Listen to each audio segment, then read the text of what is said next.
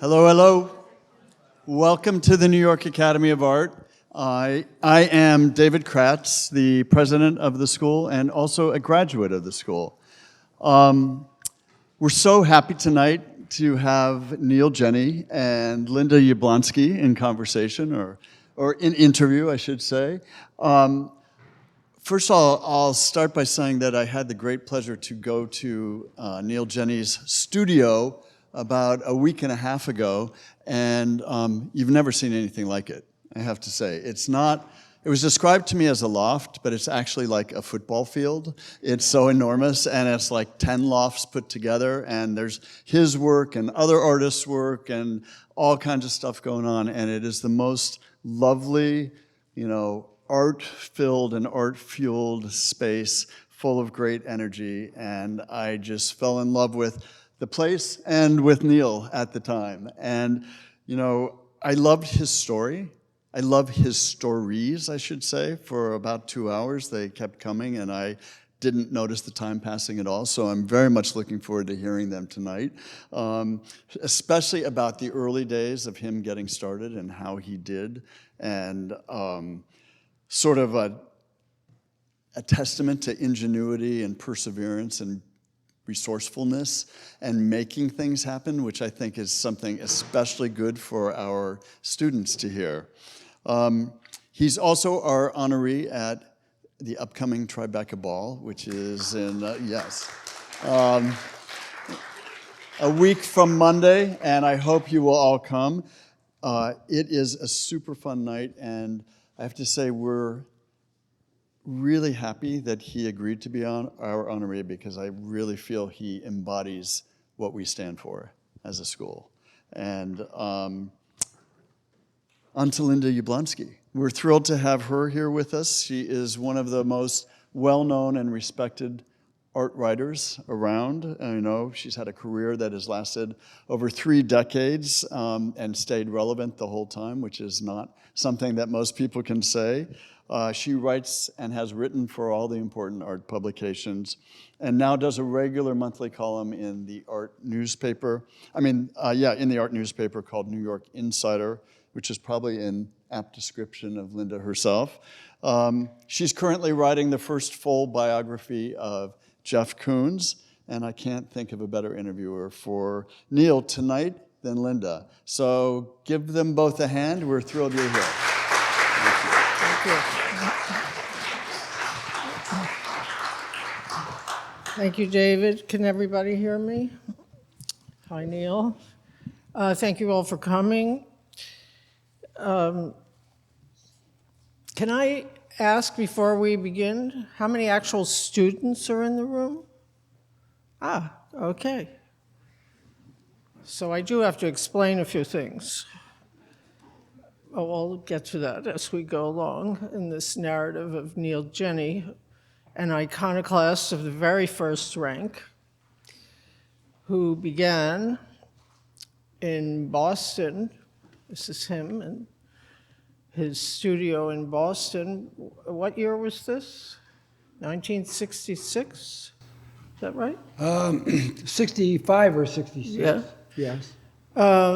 Where he was making sculpture? Yes? Well, I was doing basically abstract expressionism, and Okay. I worked on squares Right. when I first arrived, because I Sort didn't of know abstract. any abstract expressionists that worked on squares, so I felt like I would have that to myself. And one of the, when you did abstract expressionism, you would work on it, and at some point you really got to the point where you really couldn't see it with fresh eyes anymore. So you would tip it upside down and see how it looked upside down, and suddenly you would have like a new reaction to the way the space was handled. And I realized that if I worked on squares, I could keep turning it around and around and give me fresh eyes every time I turned it. And so that was one of the reasons I went to squares. But I thought of the squares as being a shape, and as seen in this photograph, eventually I decided I wanted to get more shapy with the thing. and kind of realized that I really had a sculptural urge. And so this painting down here was, I think, done in either 65 or 66. And this, this painting over here, number 4, displays kind of a vocabulary that I didn't feel was being used. It was the combination of the hard edge, basically the straight line, and the organic line is how they described the kind of crooked line. So marrying the hard edge and the organic was something that I was involved with stylistically. I also carried it out in this thing. Eventually, when I moved to New York, Okay. Yeah. Stop. So that's okay. I just want to connect the dots. Okay, next step. So when Neil made these paintings and felt ready to show them, he was still a student, but he went to galleries in Boston and they all said no. This was very discouraging to him, even though, as many of you may know, it's very unusual for art students to get solo shows in commercial galleries. But we have them to thank for that rejection because that's what brought him to New York. Couldn't get any action in Boston, try New York. So you arrived here in what year? I was here in '66 and discovered that the rentals here were half of the rentals in Boston. I was paying $65 in Boston, and they were like $35 a month for 3 rooms with a tub in the kitchen. As 723 6th Street. So I realized, New York. You must be the only person ever to move to New York as the rents were cheaper here. Well, New York was losing population in the 50s and the 60s. Yeah. And it was easy to find a place to live. And the whole game, real estate-wise, was to get a better space for the same price. And people would be selling their apartments essentially for just, like $200 or so. And so that had a big factor in me eager to get to New York. But being rejected by all the dealers in Boston, I ran into one dealer and showed him my work. And he shook his head, he said, I can't do anything for you here in Boston, and that you really should move to New York. And I said, well, everybody says that. And he said, yeah, but nobody does it. And I said, well, I'll do it. And he said, well, from what I see here, if you move to New York, you'll make it. And so that kind of reinforced the decision to move. And another factor was the Vietnam War. I graduated high school in '64, and they were firing up the Vietnam War crime. Was very scary, and there was a lot of demonstrations by high school students who had planned to go to college and was suddenly facing, life in the jungle. And so they had big demonstrations of students against the war, and basically the government decided that if you got into a degree-granting institution, you didn't have to go to Vietnam, you could go to college. And so in a panic, I called a former neighbor of mine who had been my inspiration, named Truman Eggleston, who went to Massachusetts College of Art. And I said, in desperation, I thought, how do I get into Mass Art? And he said, just have lots of stuff. Just keep dragging it out. And it was the best advice, anybody could give. So I opened up a studio in my cellar and put up some lights and just made art as fast as I could. And when I got to Mass Art to show my portfolio, everybody had a portfolio under their arm. I was walking up the stairs like, excuse me. And Eggleston was right. Basically, the teachers, got around and looked at my works, and I had some good things, and I got in, so I was really fortunate. After my sophomore year, they changed the rules about college deferment, and they said you had to have a C average. And well, I didn't have quite a C average. because I had been working on my art all the time, hoping to get a show in Boston. When I went to college, I had this notion that I was going to work my way through college. But Boston, it's filled with students, and all part-time jobs were already taken. You couldn't work your way through college. It was just impossible to find a job.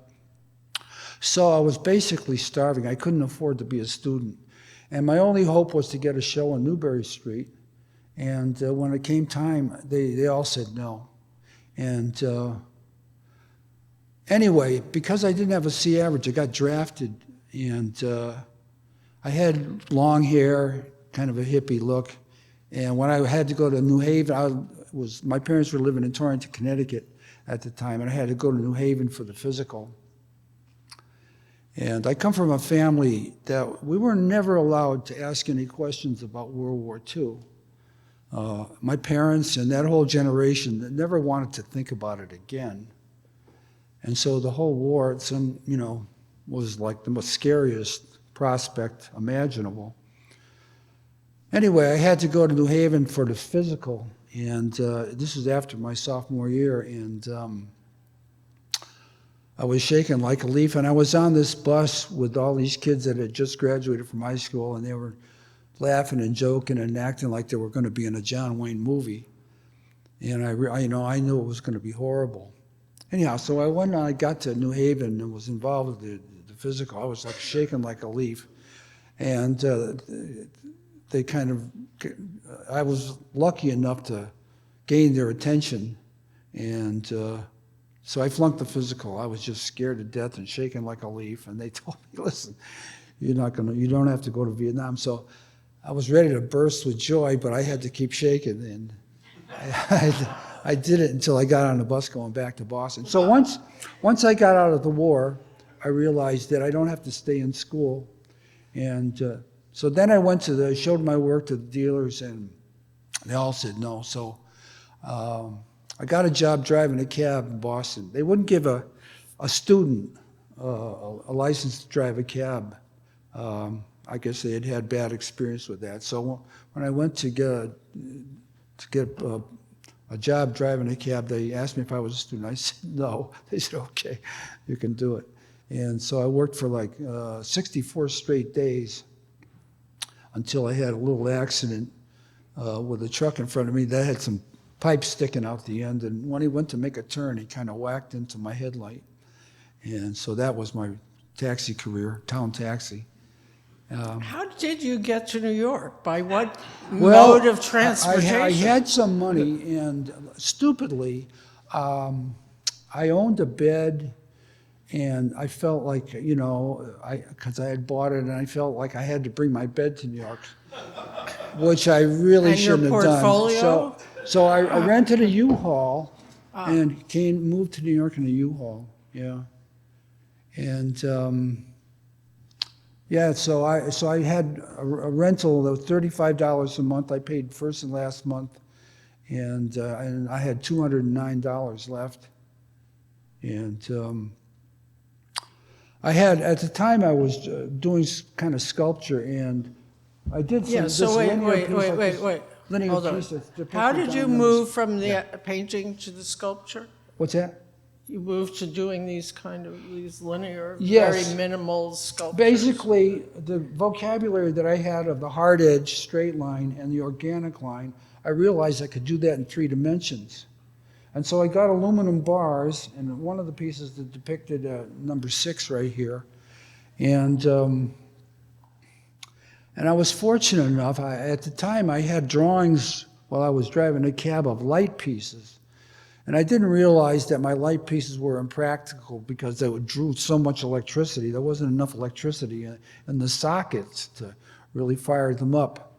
But I had this little unit that was part of the light piece that involved sheet metal. And I had to find someone to bend up the sheet metal, a little box arrangement. And so I was told that, you want to go down to the Bowery, where they do all the restaurant equipment, and they have sheet metal guys down there that can do it. So when I went down to these sheet metal guys, they all said no, the job was too small. And finally, I went to one guy and he said, "Oh, you need Mr. Biederman. He's over here upstairs in an old Dutch building that was built, it was ancient, it was built like in 1680 on the Bowery. It was like unbelievably old." And he said, you got to talk to Mr. Biederman. So I went up to Mr. Biederman, I showed him my drawing. He said, "Yeah, I can do it." And he said he works for a lot of artists. And he started to mention this guy and that guy and another guy. And he mentioned Paul Thek, T-H-E-K. And I said, "Paul Thek, you did those boxes?" "Oh," I love his work. He said, "Oh, do you know him? You know Paul Thek?" I said, "No, I don't know him personally, but I know his work. I'd seen it in magazines. And I love it." And he walked over to a payphone and he looked on the wall and he found the number and he dialed the number and he handed me the phone. And like suddenly the phone is ringing and Paul Thek picks up the phone and we talked a little bit. And, you know, I told him I'm down here with Mr. Biederman, and he said he built the box for you. And I told him how much I loved the pieces that I saw in the magazines. And at some point he asked me if I knew anything about casting things. And I said, "Well, yeah, a little bit. I know a little bit." And so he said he wanted to cast parts of his leg and his arms, and he couldn't do it himself, and he wondered if I could assist him in that. So I said yes. So I became his assistant. And eventually when I made some money, I bought this piece from him. His works were made out of wax, beeswax, and they looked like big chunks of meat. They had kind of a styrofoam foundation, but the outside was like beeswax, and it was called hippopotamus poison. This printing on the back of it was came from a piece of paper that some crazy lady was passing out on the corner. And when he read the piece of paper, it was just so crazy that he said, "I've got to put this into my art." So he had this thing. Anyhow, that box was made by Mr. Biederman. And anyhow, And you became Paul's assistant, I became his assistant. studio assistant. And this piece had been damaged in shipping, so he still owned it. But I knew the secrets of how to repair it. And so I bought it and eventually gave it to Museum of Modern Art. That was very generous of you, because they need pieces like this. Well, there are lots of holes in Mom's collection, and thank you for filling that one, at least the beginning of one. Paul Thek, we'll see a resurgence this year of interest in his work. Yes, he still has people that are very enthusiastic about his work. Yeah, many people. Anyway, one day he asked me, you know, how's your work going? And I told him, I have a few pieces that I really like, but I don't have enough for a show. And he said, "Well, you're never going to get a show. You want to get in a group show." And so with that realization, the next day I wrapped up a piece in my bed sheets and a couple pieces and walked into Leo Castelli to meet the biggest man in modern art, Ivan Karp, who was the brains behind Leo. And Ivan Karp was selected by Norman Mailer when he first started the Village Voice to be the first art critic of the Village Voice. That's right. Yeah. But not only was it cheaper to live here than anywhere else, but the art world itself was, you know, about this big, so that a young guy like Neil could walk into the most powerful contemporary art gallery in the world and make his first, immediately start to get connected. This does not happen now, or it's, maybe it does, but not generally. The art world was a lot smaller and more casual, and you could walk in and show your work and get a show, which is what happened to Neil, who may have bombed out of Boston, but it started showing almost immediately upon arrival as a sculptor with, who did Ivan connect you to? The sequence of events was that Ivan gave me my first break. I brought him out, and they were crooked lines and straight lines on the floor, and he looked at it and he said, "Oh, Virginia Dewan should see these." Now, Virginia Dewan had a gallery in L.A. and New York. She was the only bi-coastal gallery at that time. And she was Major collector and supportive of earth art and minimal art. minimal art. She was really the most severe minimal art. She represented Carl Andre and an artist named Arakawa, who did some nice work. And so anyhow, this transition from the hard edge line to the organic line was like, Ivan felt that, well, she should see these. This kind of shake her up. So when he said that, I said, would you call her up? And he went through the Rolodex and called her up and he said, I have a young artist over here. You should take a look. And he sent me over to Virginia Dewan. And she really didn't know what to think. And eventually she said, well, can you come back next week and bring some more? And so I did.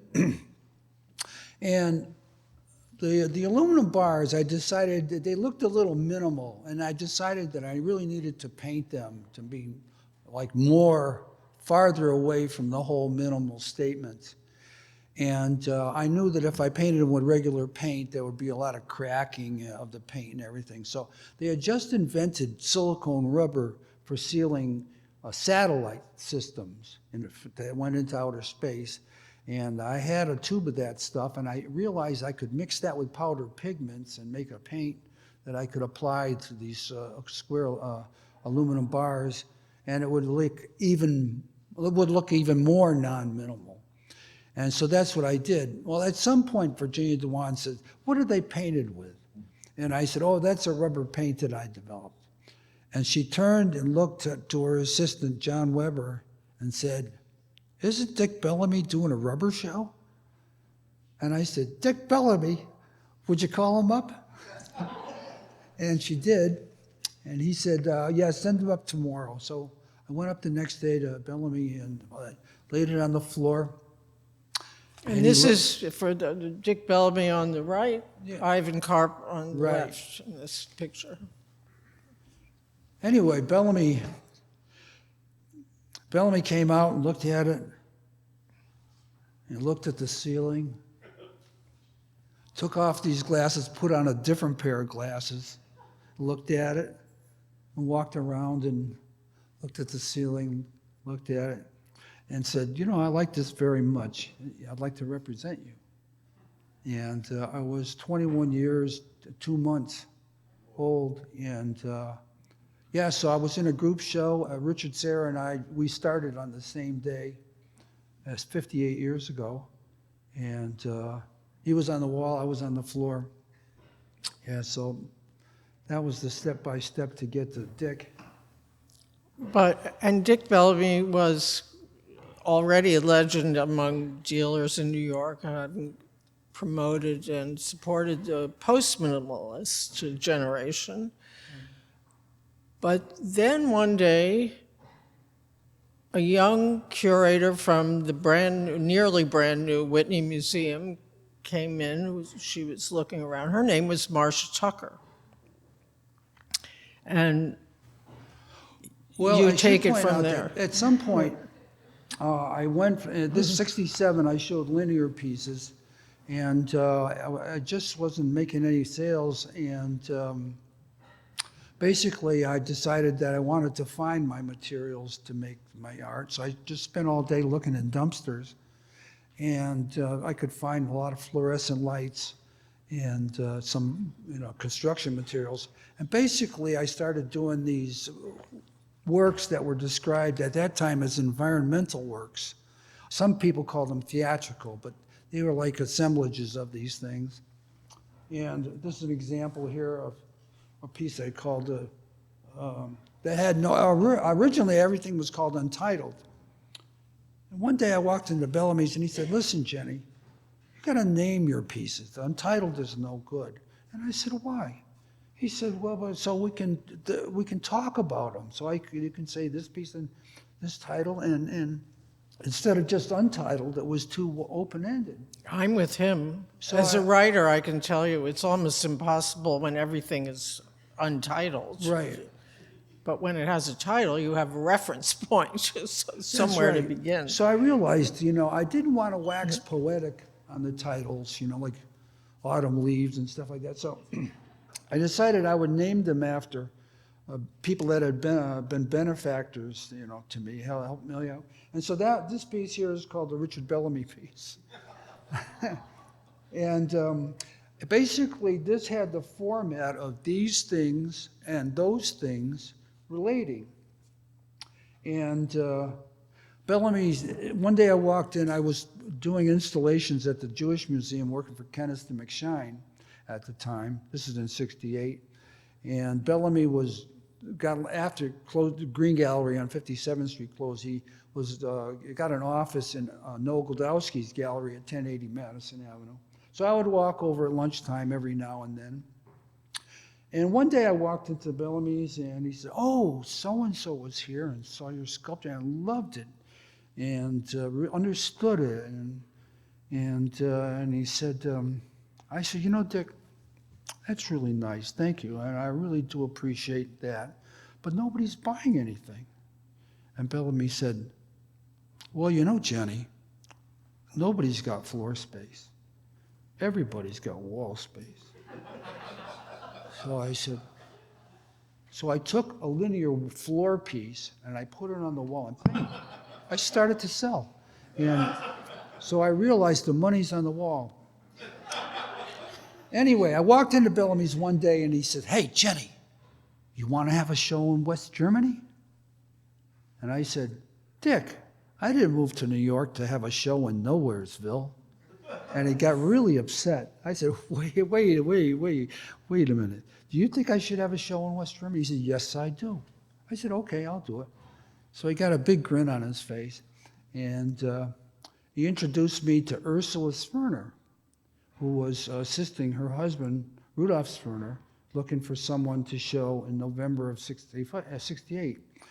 And he said, "This is Ursula Sverner. She's got a gallery in Cologne, West Germany. And she likes your work and would like to show you there in November." So I said, "Fine."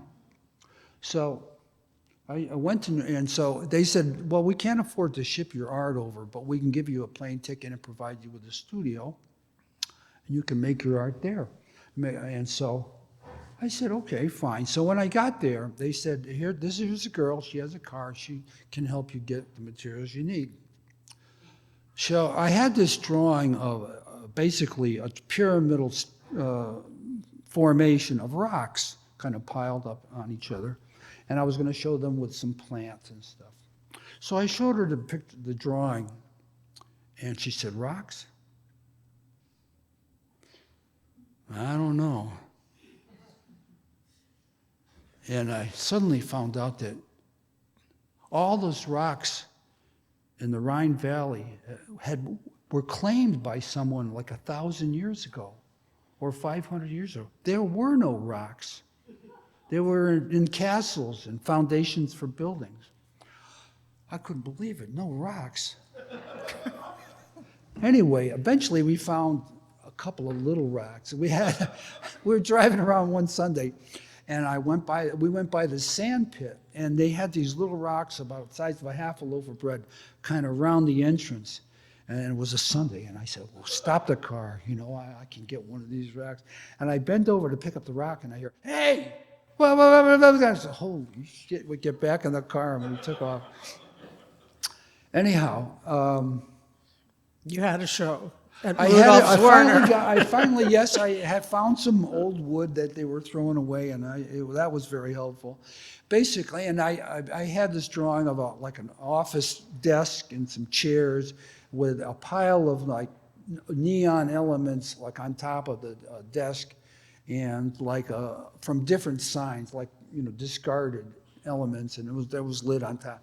Anyway, and I called it the Paul Tech piece.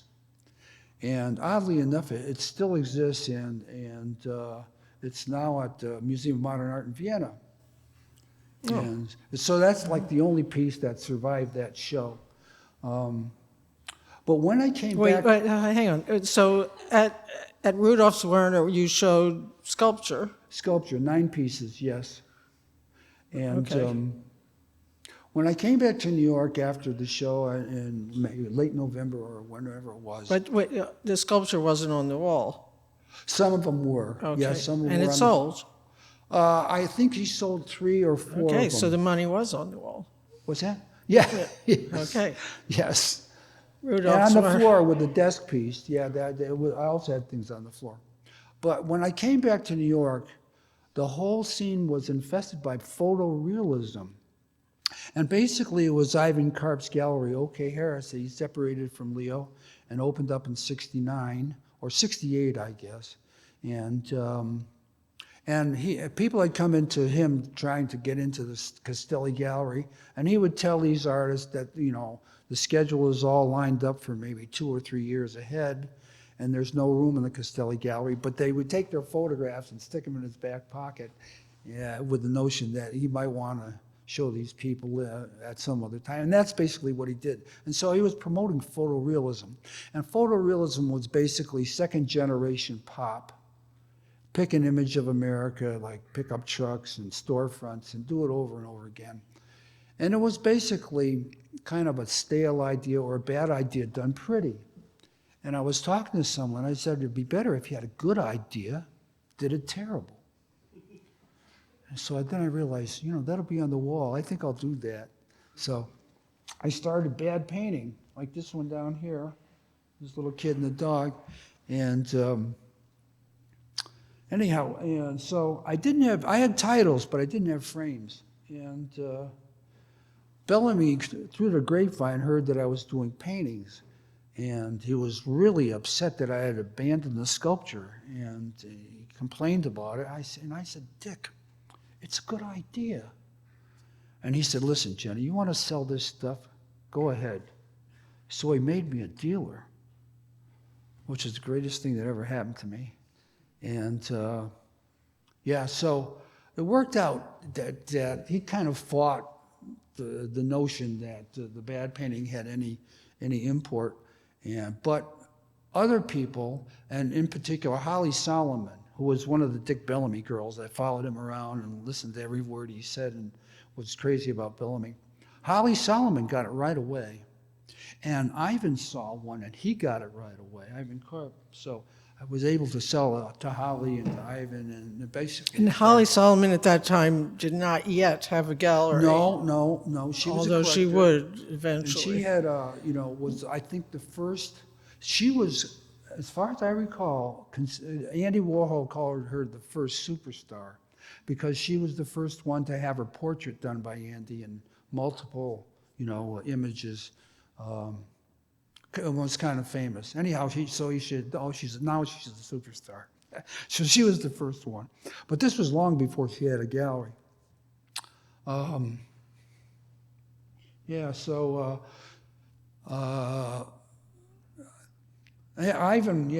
was very important, because when he bought, Bellamy, called everybody to tell them that he bought a Neil Jenney, and so I didn't realize it at the time, but I was kind of a made man just by having the sale to Ivan. It gave me the bona fides, a real boost. And eventually Bellamy came around, and he sold quite a few of them. Yeah, there was a linear piece, and then okay, so my analysis of the pop, I realized my realism had to be separated from the whole pop thing. And pop art basically was veneration of the superficial, like Campbell's soup. Maybe to you. Brillo soap pads. Huh? Campbell's soup is not superficial. Oh, well. Well, that's right, but it kind of represents an important element of our culture. True, but it's not the deepest. It's not poetry. I think it kind of was showing like America is superficial. It's like a part of the American persona somehow. Anyhow, I felt, listen, I could do veneration of the profound, and I can use the this and that format that I had in my sculpture. And there's a perfect example of one of them. And I wanted to get as much emotion into the works as I could. And I think this is generally considered one of my better things from '69 and '70. In those days, Well, did I think, if I could interrupt you, it sort of presaged a whole school of painting that would follow later with this kind of less attention to classical draftsmanship, and then you have the kind of abex gestural, very rapid brushstrokes and the cartoonish figures.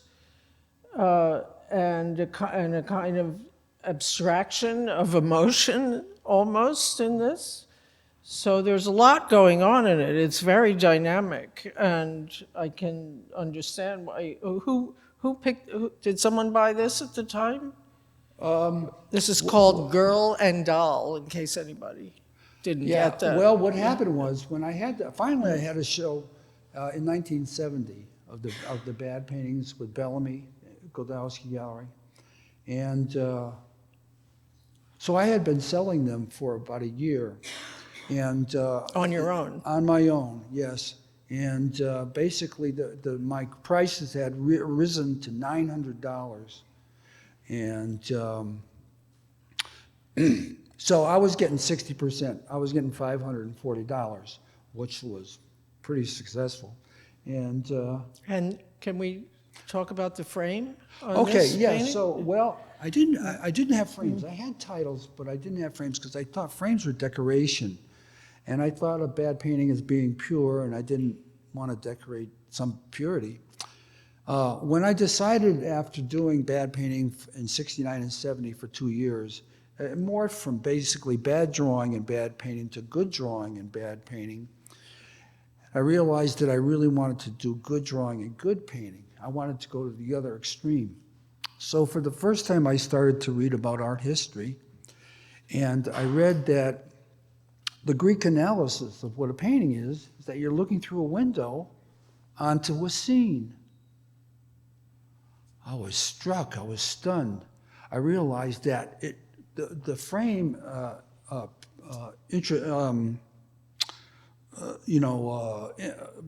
supports the painting. It's like what a stage is to a play. You got to have it. It's the architecture. Proscenium. It's like it presents the illusion, is what it does, and so it's like what a stage is to a play. You got to have it, and it's a perfect place for the title. So I don't know if you could see it, but Neil always paints the titles on the frames in block there are letters. little plaques. That's right. So this is media and man. So suddenly, I was back in the sculpture business again, which is really where I wanted to be. And so the frames happened in '71. So all the paintings came back to me to be framed, and I made another $500 on the painting, so that was nice. But there's a narrative element to all of these paintings. I mean, where we have a window on a scene where something has just happened or is about to happen that's familiar, that we can relate to easily. They're kind of everyday incidents. And that's not what was going on in the rest of the art world at the time, was it? No, there was... pop art was very strong, and it was the basic... Well, 1970? The entire realist movement was the pop art solution. Yes, but in 1970, conceptualism was on the rise, minimalism was, pretty much the center of the earth at the time. Yeah. So this was a real outlier in the currency of art at that time. Right. But you were selling. Well, I was. There were people that were susceptible to realism, and realism. Yeah, and is this realism? Well, it is. Yeah, it's called Angles and Curves, and okay. This is I still own this painting because it had kind of a unique environment, and it's kind of a one of a kind, but. I was making these with acrylic paints, and so acrylic dries so fast that I had to really rush through it and fill it in And so that's why the speed of completion gives it, an internal energy somehow. And the drips, it had drips in it, I didn't care, as long as it get the message across. And yeah, and it had this and that format that I had in my sculpture. It just kind of came together like that, and eventually, the earlier stuff I had that I did exteriors would have a little sky at the top, a horizon line. But I realized that if with the grass, with the green, I could go eliminate the deep space and have everything basically in the foreground.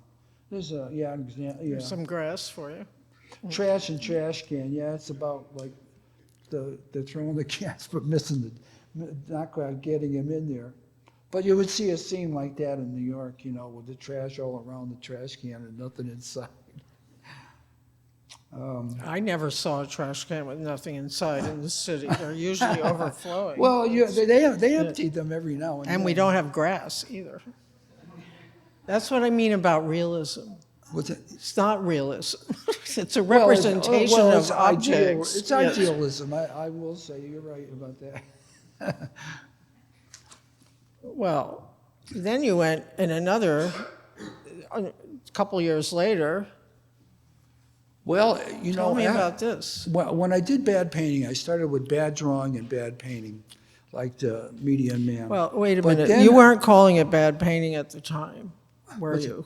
What's that? You weren't calling it bad painting at the time. No, I called it New Realism. Eventually, Marcia Tucker, who formed the new museum, I think in '78 or so, like 9 years 78. later. Yeah, she gave me a call and said that she was putting together a group show and wondered if I might want to be in it. And I said, "What is it called?" And she said, "Bad Painting." I said, "You're talking my language." And so, Well, and that was the critical element because suddenly. But Marcia had already put you in a show at the Whitney. Yes, she had. Yes, yes. When she was at the Whitney. So At the Whitney, I had a piece of sculpture that I had the drawing for, never got around to doing. And I had these series of paintings that I did in a sequence, like a cinematic sequence, like 3 or 4 or maybe 5 together. Eventually, I realized that it was unsaleable because nobody would want to buy 4 paintings at once. So I went to the single image. But I had this thing, and she was organizing a group show of kind of sculpture, and it was called Anti-Illusion. I didn't realize it until it suddenly happened. But I showed 2 series of paintings, and on the floor I had some newspapers and dog food bowls with dog food and some water in them. So it was kind of a sculptural statement. And yeah, so she had been in my studio when she first arrived. It was a very interesting thing. What became the new Whitney, the one on Madison Avenue, the Breuer building. They had the building, they had a director, but they didn't have curators. And they had to go out and find curators, and they found Jim Monty and Marcia Tucker, and they brought them in. And suddenly, the artists were like all veterans, and the curators were the new people. It was just a total reversal of the normal situation. And anyhow, so Marcia came to my studio and saw bad painting in my studio, and liked it, and put me in the Anti-Illusion show. And which it became a landmark show. Yes, it was an interesting show art. because it wasn't a minimal. It was like totally away from minimal, and there was quite a variety of artists in the show that were doing very different stuff and very different from each other, and yeah. So anyway, at some point after doing bad drawing and bad painting, Bellamy said, "Well, let's clean it up a little bit." And so I basically morphed into good drawing and bad painting. And at some point in 1970, I realized, you know what? I want to do good drawing and good painting and go to the opposite extreme and go to really refined imagery. And I had an idea how I could make a perfect sky. it took me a lot of experimentation, but I finally resolved it. And so I came out, and when I discovered that I had to have frames for my paintings, I said, I couldn't stop drawing frames. And I basically invented all the frames that you see around my paintings today back in 71 and 72. And I said, basically, I did one painting that was called Window, and I did the painting, and then I built the frame. And when I built the frame, I hated it. And I realized, boy, I got to do the frames first, and then I'll just fill the space with whatever I think is pertinent or important to, the message that I want to get across. But I realized I have to build the sculpture first. So that was a real learning moment. And so I had an idea to make a perfect sky, and basically this is an example. And I did the paintings with a mantle, what I call a mantled frame. And I did atmospheres, like kind of clear skies. And this is and sometimes the atmosphere, I couldn't get the whole surface, totally unified, but I could get like a piece of it. And this is what became one of the pieces of a failed atmosphere. And I could make it smaller. But this is painted on wood. Yes, oil on wood. Yeah. And oil on wood. So you had left acrylic behind. Yes. And yes. we're painting on wood. And I could it's mix it. Quite beautiful, and it's not all that big. How big is this? What are the dimensions? I think they're like 32 inches wide. And they're small. It has a companion evening painting also. I did evenings. And basically, I'm looking north on the morning and evening. This is what, if you're looking north, what morning would be like. And then the evenings, the sun is setting over on the left side. Well, what's striking about this for me is suddenly you've left that narrative illusionism or realism behind, and this is an abstract image and a realistic one of the sky. Right. And the other thing that strikes me is that Neil somehow has come this far without ever using a cell phone or smartphone, and claims he doesn't know how. And yet, I look at this, of course, you're seeing it on a screen, a backlit screen, but the paintings have that same quality of the way everybody looks at art now, which is on a smartphone screen. And it emits that kind of light, plus you have the frame around it, and now the frames are getting more elaborate as Neil told me, there are 9 different styles of painting, and the frames are kind of gesturally, actively painted also. They're not lacquered or anything, or polished in any way. They're a painting also. So it is a sculptural painting. Right. Or a painted sculpture. And this is only, now we're only in 1970, and then this is quite a bit later, all right. Well, we're a little out of order. So this is 1979. Before we get to that, so 1978 is Bad Painting at what was then the New Museum, which was the corner of 14th Street and 5th Avenue in the New School building. And it basically, painting had been dead during the post-minimalist conceptual late 60s, 70s.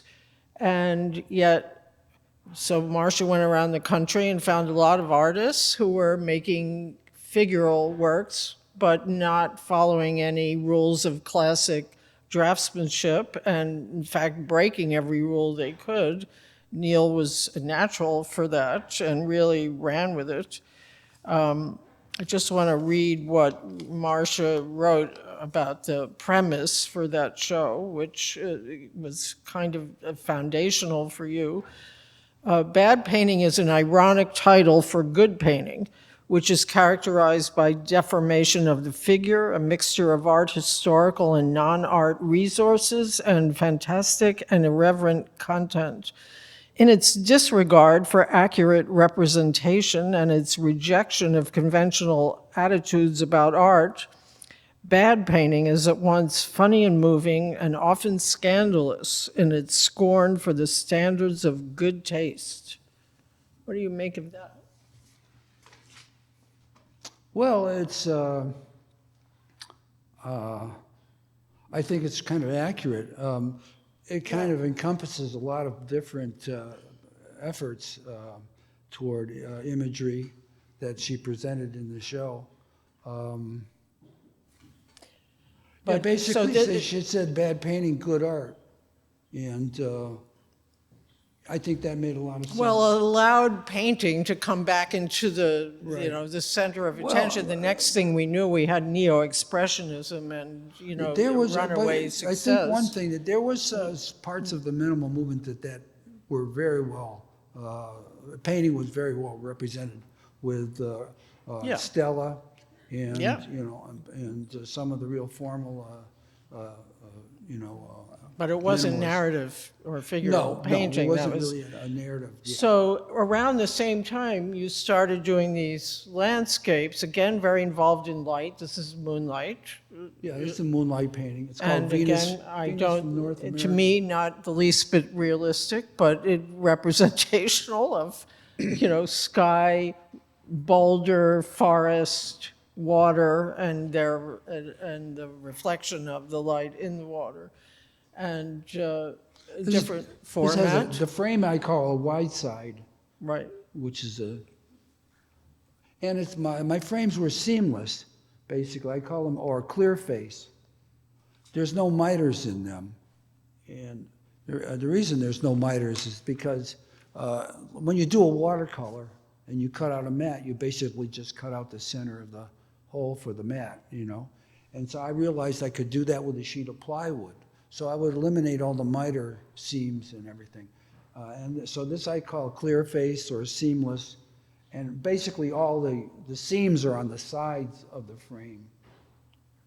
And this is a very large painting now, compared to the morning or the evening painting. How tall? What's that? I think it's about 8 feet tall, which is the size of a piece of ply.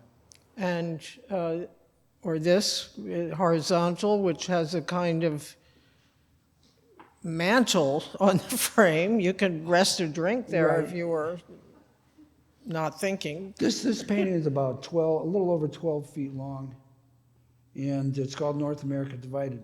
I did a lot of North America images because I wanted to, I didn't just want to have American, I wanted it to be international in terms of its title, or continental.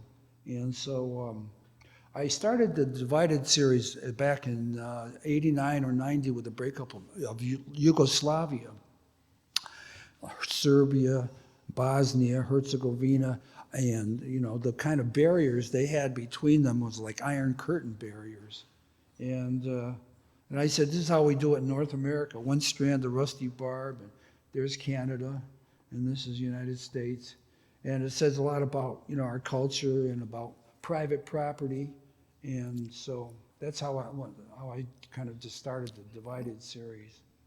And it's also about private property and the degradation, and like the tree is missing.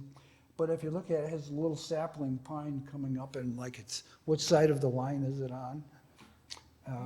Yes, you really kind of clocked the environmental issue before a whole lot of other artists were paying lots of attention to it. But this is now 90s, 2000s, so you moved out of the bad painting, and although you had been showing regularly all this time and getting glowing reviews, and you're still selling out of your loft, it's remarkable that you've had this kind of career, solid career, and now I'm just not talking about the painting, but the career, without ever being associated with any particular gallery. And as David said when we began, Neil's loft is a block long, it goes from West Broadway to Worcester Street. You don't see many private spaces like this anymore. Most of them have been broken up into apartments. And if any of you want to see what New York used to look like, go to Neil's studio. And it's his own art, and he's showing other people. But he's had this since Richard Bellamy told you you could sell your own art. You've been selling your own art, and meanwhile having one-off shows in galleries. And I can't think of another artist who's wanted to do, bothered with the business of selling art and going on painting. You raised a family. You were not, when everybody was attached to galleries and were identified with those galleries, you went in a completely independent direction and not only survived, but succeeded and kept your own vision of your painting at the same time. It's truly remarkable in today's world. Well, thank you. Of course, now you're in Gagosian Gallery because you're not stupid. Basically, when Bellamy had his stable of artists, Bellamy was phobic about finance. He just didn't want to deal with money, and he was just so awkward about it. And that was kind of so. Basically, he would discover people, and then he would pass them on to other dealers. And he had Walter Di Maria, and he went to Virginia Dwan. He had Richard Serra, and he gave him to Castelli. And Keith Saunier, I think, went with Castelli. Yep. Anyway, at some point, he had me married to Sidney Janis. And Sidney Janis was #2 in the world at the time. He had Oldenburg and a lot of other important people. And one time I visited Bellamy. I used to work for Bellamy as his gopher, and he sent me over to Sidney Janis to pick up photographs. So I had seen it, and Sidney Janis, I couldn't believe it, was #2 in the world, and he had like 4 tiny rooms, little rooms, and I just didn't understand it. And so anyhow, he said that he said he wanted me to go with Sidney Janis. And I said, Dick, I can't do anything with those rooms. And so I said no. Well, nobody had ever said no to like this, and it got around the scene like wildfire. And that I had said no to Sidney Janis, and Sidney Janis couldn't believe that I'd said. But I already had my own space by that time, and people were coming over, and what happened?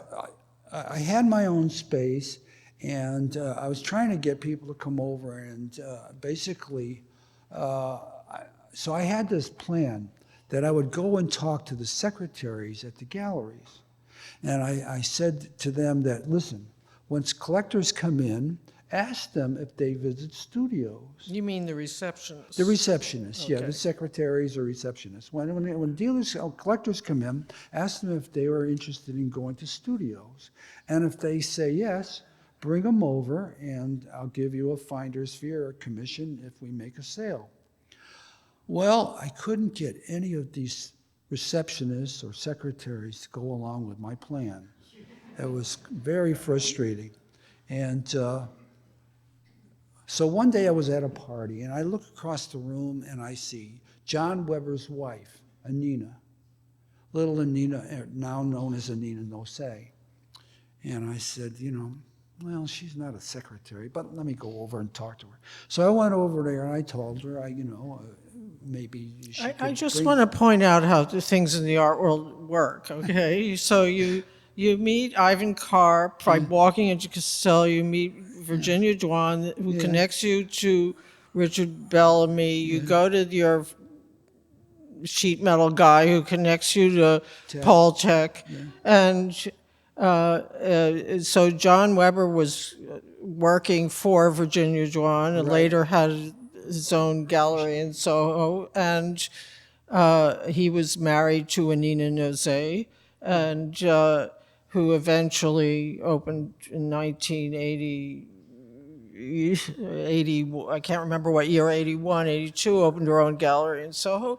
But you saw her across the room at a party, which is pretty much how everybody generally met at Right, loft right. parties in Soho. So I figured I'd just give her the pitch, and yeah, so she brought people over, and we made sales right away. Francesco Polizzi.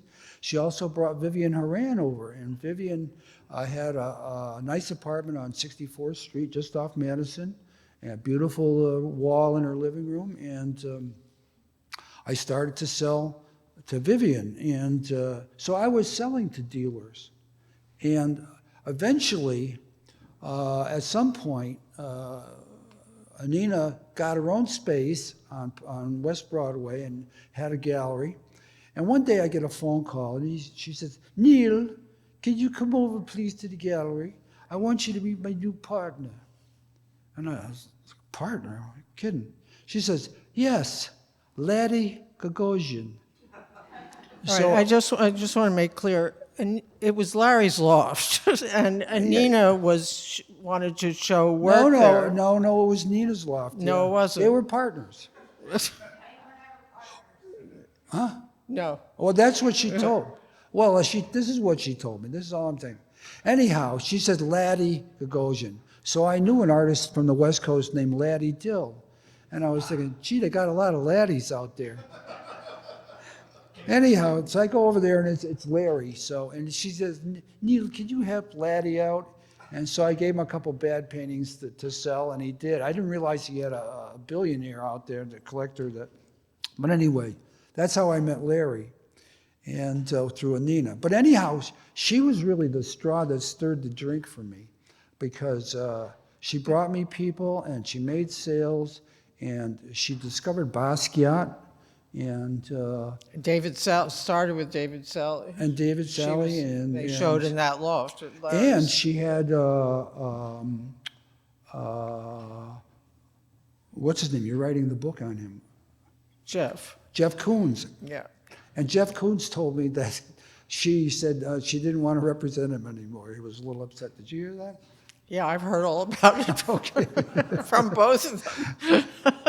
Yeah, so she jettisoned Jeff Koons. But yeah, Nina was the straw that stirred the drink for me. It just it changed everything. So anyhow, I was selling to dealers, and Vivian Horan was really my most dealer at that time, and she would buy one at a time, and then she would call me a week later or 10 days later and want to come over to get another one. And yeah, so basically I had these female dealers, and Annie Plum was the secretary of Blum Hellman, and eventually she opened a gallery. So and Barbara Mathis approached me independently, and I sold things to her. She would buy a whole show, like 5 or 6 paintings at a time. So I had all these girls. I had Holly Solomon, of course, opened up her gallery, and she made some big sales, and she held all the records for the biggest sales. All women. All of these dealers So were I had women. Annie Plum and Vivian Horan and Nina Nosay, Barbara Mathis, Carolyn Alexander, and someone else, and another one, female. Anyhow, Larry used to call me twice a year for maybe 20, 25 years, asking me to be in his gallery. But I didn't feel like I should abandon the girls because they were doing the job, and I couldn't throw them off, and go with Larry. So I kept saying no until he bought something at auction for a lot of money, and I said, well, okay, I'll go with Larry. So. And what year was that? Then you joined the gallery? I think the sale was in 2012, and so I showed with him in 2013, and I've been showing him. And Neil has a show coming up at goes in May 2nd. Yeah, May 2nd, it opens on West 24th Street, 541 West 24th Street. And it's going to be all good paintings. This style is called New Good, and with the bad paintings, I had brush strokes. When I did good paintings, I was oil on wood, and I basically eliminated the brush strokes. But when I decided that things got so heavy on the plywood surfaces that I would like to go back to canvas, and so this is an example of what I call new good. And I bring back the brushstrokes and use them in a more formal, organized way. And it's oil on canvas. I love this series. I mean, because it's spare and the light in them is beautiful, and again, it appeals to my sense of the surreal. I don't. Again, I have trouble accepting this as realism because it has a very particular perspective and focus. It's not one anybody naturally would have. It's created, and it is more magical realism. There is, even all those landscapes, they're dreamscapes, Yeah. rather than, I have a big problem calling you a realist, because they're not Caspar David Friedrich dream Well, or trying to be. symbolist, but but it's also like the end of time here. There's a sci-fi element to these paintings. They're in the desert. It's Egypt, or it's the ancient world, or it's some post-apocalyptic reality. Now, is that realistic? Well, the figure partially. is. Actually, I had to eliminate about 11 or 12 vertebrae from the Nile crocodile because it would have been too big for the painting. So it's like a shortened version. Well, I had the North America series, and I had another painting called Europa. And so I like to keep the continental titles somehow. And yeah, this is what modern Africa looks like. It's got all these ancient elements. And, but, you know, the sand, it suddenly, the wind blows and reveals other monuments that are 2,000 years old, but it's today. It's as modern as today. So it's kind of ironic. It's like about irony somehow. And yeah, I'm working on number 6, as a matter of fact, right now. Tell us about this. Well, Idealism is statements unavoidable. that were quoted in various articles and stuff, and suddenly there were a lot of artists that were doing, you know, text art, and I realized, you know, I've got statements, and so I basically felt like, you know, I got to do text art with some of my texts, and yeah, so I did and these basically are silk screens on stretched canvas. So this is completely Andy Warhol different. called it paintings. Yeah. Yeah. Well, I don't know I'm sure people can't see. Here is a list of statements that Neil has, a kind of manifesto of his art.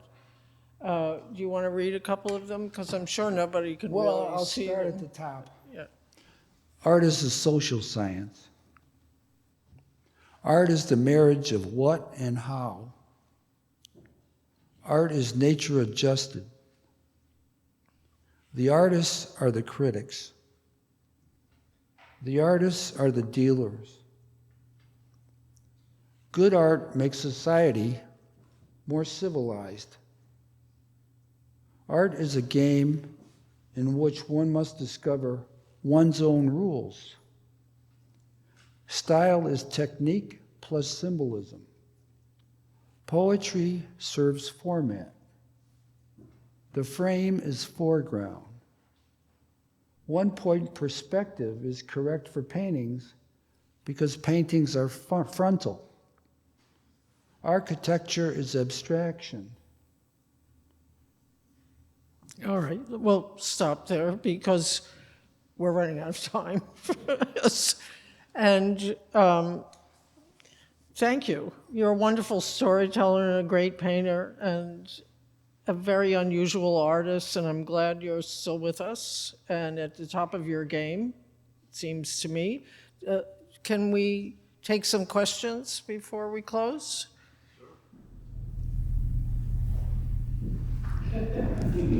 Yes. Just curious, one of the most important shows for me as a young artist was the New Image show. But I always felt like it was a very strange gathering of artists. Nick, after kind of Joe Zucker, you Bob Moskowitz, Susan Rothenberg, Jennifer Bartlett. Did you feel a connection to those artists? Was it just the fact that they were using imagery and that's the thing that linked you all?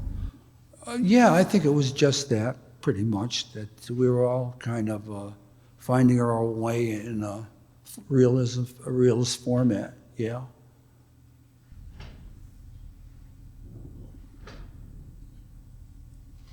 Yes, hi.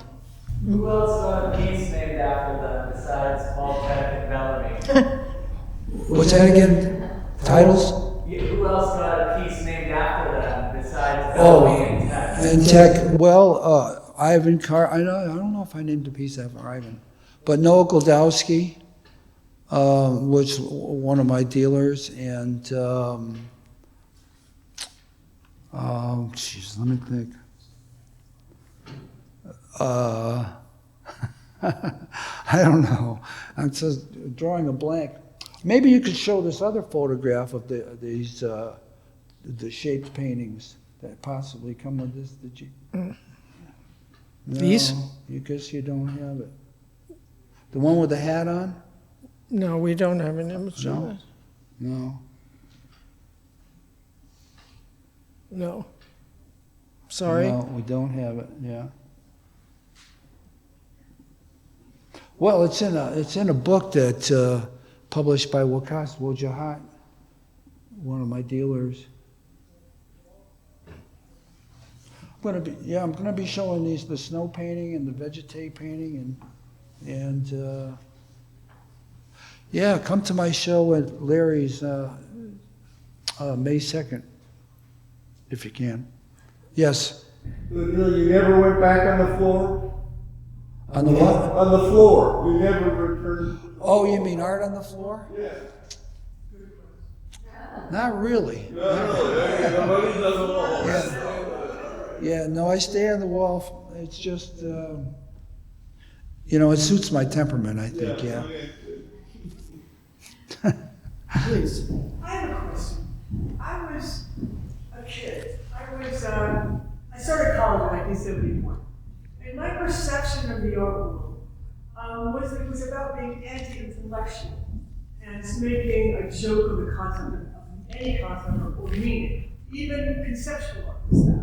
Emptying out of the notion of meaning. Is that something that I always wanted to ask one of y'all, is that something that put you together? Is that something that helped you together? I don't really understand the question. Okay, no, I had believed that art was a language in which ideas that were most important to one were expressed. Not just storytelling, but a linkage of the things that matter most in life. And when I walked into college, it was about emptying out that idea, or taking it down to a level where a single word was hummed, till it lost context. Right. And I just wondered, was that a conscious decision? Yeah, that's a good point. I think basically abstractions became reductionist, and it got less and less and more minimal and more minimal. And once you get to Ad Reinhardt, what's next? And so you have to go kind of to another solution. It's like cleaned out the whole minimal thing. One of the critical things in my development was my next door neighbor, Truman Eggleston, who had been in the Korean War. It gave me that advice about how to get into mass art. I first encountered abstract art, which was known as modern art in the 50s. In 1955, when I was 9 and a half, his parents were neighbors of mine, and I got to see modern art.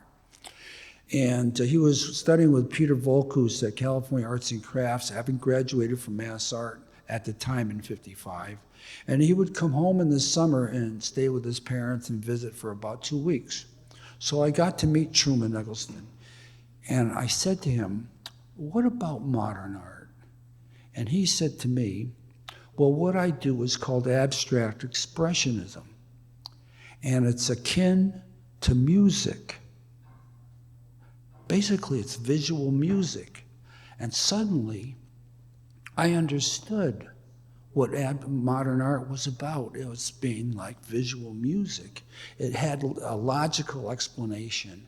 And it really, and in the 50s, people laughed at abstract art, you know? But I realized then, right at that moment, that they didn't understand what I now understood of how to approach it. It's like visual music. It's about balance and harmony and contrast and all those musical elements.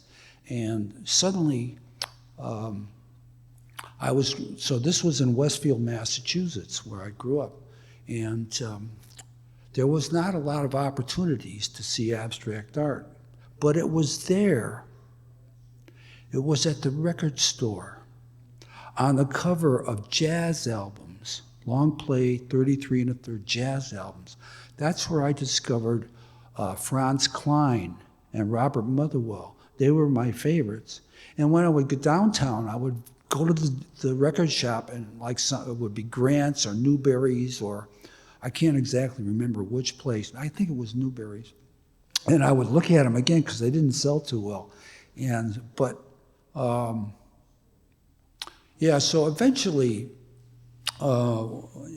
when I went to school, I did some abstract paintings in 59, I think, let's see, I think 58 or 59. And my teacher was really very open-minded and enthusiastic and really liked my stuff. So that was encouraging as well. But just getting informed, and the way I got informed about abstract art was a critical thing in my development. It really spurred me to keep an open mind.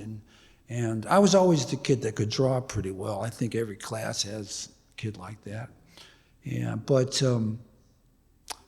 Suddenly I was introduced like at 9 and a half to really contemporary abstraction. And I hope that answered your question about meaning. I was raised with a temple of abstract art.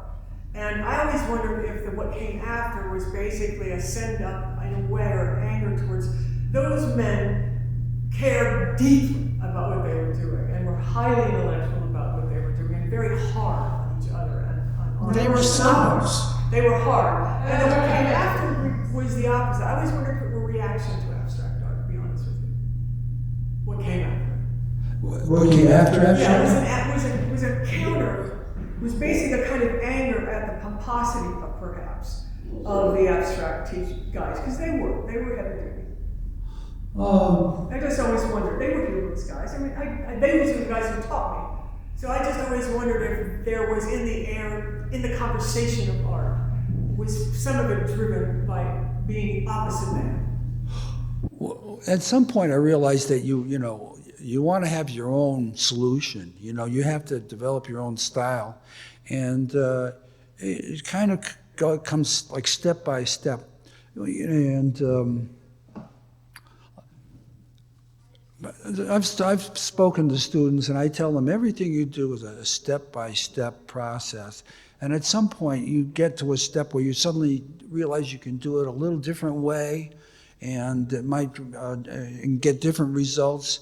And eventually, you come up with a better way to do it, and suddenly you have basically your secrets. And the step-by-step process gives you get to the finish line, and suddenly your work looks like your stuff. It has your own touch. And there was a thing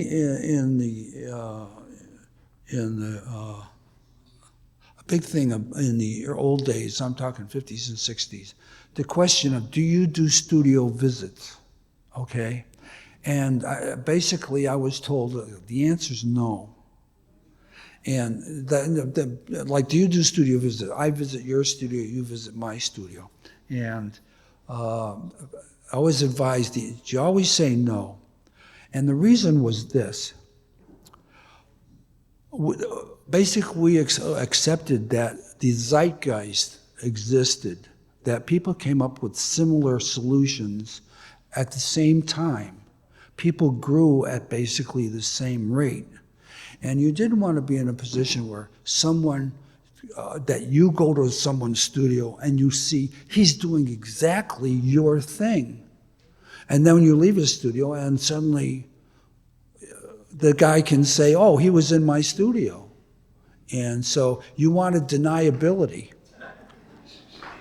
Yeah, so, and if somebody suggested about doing, studio visits, I visit you, you visit me, you're going to kind of wonder, why do they want to get into my studio?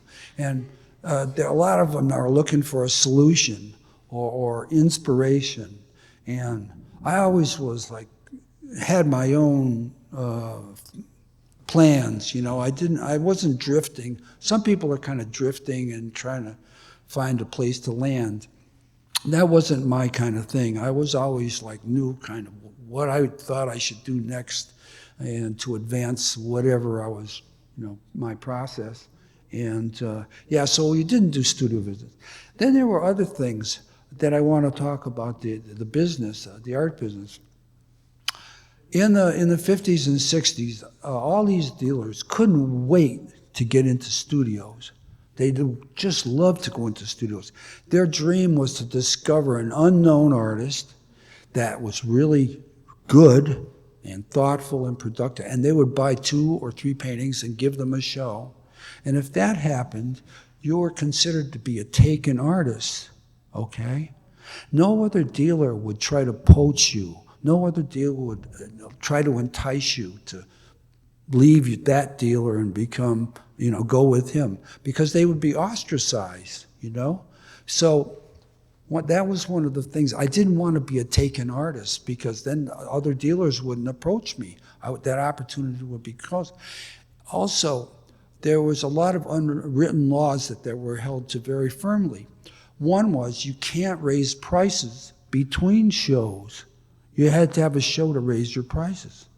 And another factor was that all sales were made in the fall, September, October, November.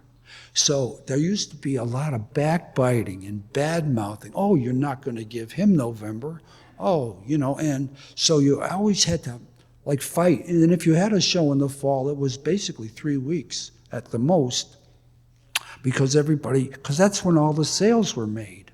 That's when the people that worked on Wall Street realized that they had a good year and wanted to reward themselves and buy a work of art.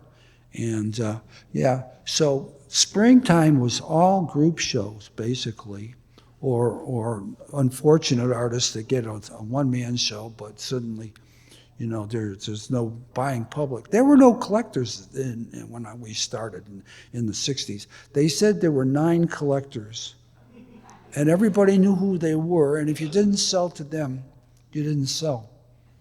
I remember seeing a list, and it was Richard Brown Baker and Robert Scull and Emily Tremaine and Powers, Neville Powers, something like that.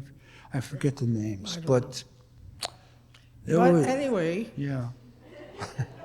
I guess the answer is all art comes out of other art. We have to close. I'm sorry. Thank you, Neil. Thank you, everybody. Thank you.